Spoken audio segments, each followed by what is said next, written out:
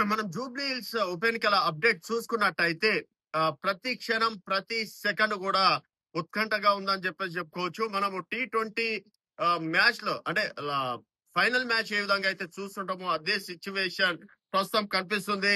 So మొత్తానికి ప్రారంభమైన Jubilee hills ఉప ఎన్నికల కౌంటింగ్, జూబ్లీ హిల్స్ ఉప ఎన్నిక ఓట్ల లెక్కింపుకు దాదాపుగా 42 టేబుల్ ఏర్పాటు చేశారు. మొదట పోస్టల్ బ్యాలెట్ ఓట్లు లెక్కింపు. ఈ పోస్టల్ బ్యాలెట్ లో కూడా 3 ఓట్లతోటి కాంగ్రెస్ పార్టీ అభ్యర్థి అయినటువంటి నవీన్ యాదవ్ ముందంజలో ఉండడం అనేది జరిగింది. అలాగే పోస్టల్ బ్యాలెట్ లెక్కింపు తర్వాత ఈవీఎం కౌంటింగ్ వచ్చారు. ఈవీఎం ఒక్కొక్క ఫలితానికి దాదాపుగా 40 నిమిషాలు పట్టే ఛాయిస్ ఉంది. 10 రౌండ్లలో తేలనున్న జూబ్లీ హిల్స్ ఉప ఎన్నిక ఫలితం యూసుఫ్ గూడలో కోట్ల విజయభాస్కర్ రెడ్డి స్టేడియంలో కౌంటింగ్. మధ్యాహ్నం లోపు తేలనున్న ఫలితం కౌంటింగ్ కేంద్రం వద్ద 144 సెక్షన్. సో మనం చూసుకున్నట్టయితే పోస్టల్ బ్యాలెట్ లో కాంగ్రెస్ కి ఆధిక్యత వచ్చింది. హోమ్ ఓటింగ్ ద్వారా వేసిన 101 పోస్టల్ బ్యాలెట్ లెక్కింపు వృద్ధులు వికలాంగులు వేయడం అనేది జరిగింది. సో ఇక్కడ పోస్టల్ బ్యాలెట్ లో దాదాపుగా 3 ఓట్ల లీడ్ తో 39 నవీన్ యాదవ్ కు వస్తే 36 మాత్రం బీఆర్ఎస్ అభ్యర్థి మాగంటి సునీతకు రావడం అనేది జరిగింది. సో మొదటి రౌండ్ కౌంటింగ్ పూర్తయింది. ఇక్కడ కాంగ్రెస్ అభ్యర్థి నవీన్ యాదవ్ ముందంజలో ఉన్నారు. కాంగ్రెస్ 8,926 ఓట్లు రాగా బీఆర్ఎస్ అభ్యర్థికి 8,864 ఓట్లు రావడం అనేది జరిగింది. సో తొలి రౌండ్ లో 62 ఓట్లతోటి కాంగ్రెస్ ముందంజలో ఉందని చెప్పేసి కూడా చెప్పుకోవచ్చు.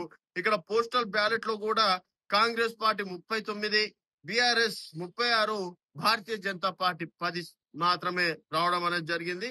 సో ఇక్కడ లీడ్ లో మాత్రం ప్రస్తుతం 62 లీడింగ్ లో జూబ్లీ హిల్స్ ఉప ఎన్నికలో కాంగ్రెస్ పార్టీ ఉంది. ఇదే ట్రెండ్ కొనసాగుతుందా లేకపోతే ఇంకో 2-3 రౌండ్ల లోపు మరి బీఆర్ఎస్ చేతులు ఎత్తేస్తుందా?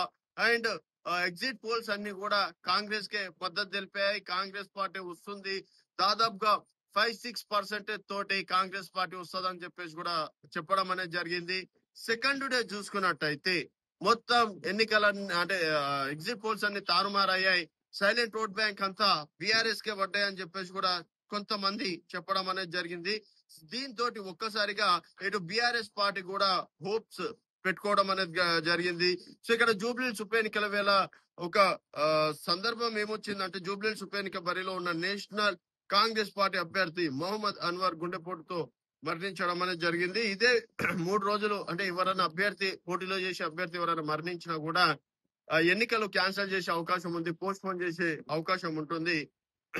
ఇక్కడ బీహార్ చూసుకున్న పోస్టల్ బ్యాలెట్ ఓట్లలో బీజేపీ అక్కడ ఆధిక్యత, ఎన్డీఏ కూటమి బీహార్ లో ఆధిక్యత ఉంది. ఇక్కడ మాత్రం కాంగ్రెస్ అభ్యర్థి అయినటువంటి నవీన్ యాదవ్ ఆధిక్యతతో ఉన్నారు. సో షేక్పేట్ డివిజన్ ఈవీఎం లని ఫస్ట్ ఆఫ్ ఆల్ లెక్కిస్తున్నారు. సో ఇక్కడ మొదటి రౌండ్ లో మాత్రం షేక్పేట్ డివిజన్ సంబంధించి నవీన్ యాదవ్ ముందంజలో ఉన్నారు. సో ఇక్కడ పోస్టల్ బ్యాలెట్ లో కాంగ్రెస్ కి ఆధిక్యత వచ్చింది. తర్వాత ఇక్కడ మెయిన్ రౌండ్ లో ఈవీఎం లెక్కింపు రౌండ్ లో కూడా నవీన్ యాదవ్ ముందంజలో ఉన్నారని చెప్పేసి కూడా చెప్పుకోవచ్చు. సో మొత్తానికి ఘోరంగా జూబ్లీ హిల్స్ ఘోరంగా దెబ్బతిన్న భారతీయ జనతా పార్టీ దాదాపుగా గతంలో 25,000 ఓట్లు రావడం అనేది జరిగింది. ఈసారి 25,000 ఓట్లైనా వస్తాయా? ఇక్కడ కేంద్ర మంత్రి కిషన్ రెడ్డి గారు ఉన్నారు. రెండోసారి కూడా సికింద్రాబాద్ నుంచి కేంద్ర మంత్రిగా చేస్తున్నారు. అలాగే కొత్త టీం రామచంద్రరావు గారి కొత్త టీం కి ఇదొకటి అది ఒక ప్రశ్నార్థకంగా మారుతుందని చెప్పేసి కూడా చెప్పుకోవచ్చు. సో జూబ్లీ హిల్స్ లో ఘోరంగా దెబ్బతిన్న భారతీయ జనతా పార్టీ అని చెప్పేసి కూడా చెప్పుకోవచ్చు. సో రెండో రౌండ్ ఫలితాలు కూడా వచ్చినాయి. రెండో రౌండ్ లో కూడా 127 ఆధిక్యతలో కాంగ్రెస్ పార్టీ ఉంది. సో మొదటి రౌండ్ లో కావచ్చు, అలాగే రెండో రౌండ్ లో కూడా 127 లీడ్ లో కాంగ్రెస్ పార్టీ ఉంది. మరి ఈ 200-300 లీడ్ లో ఉన్నా పర్లేదు, ఒకవేళ 1000-2000 దాటితే మాత్రం బీఆర్ఎస్ పార్టీ గెలుపు మాత్రం ఇంపాసిబుల్ అని చెప్పేసి కూడా చెప్పుకోవచ్చు. So minute to minute update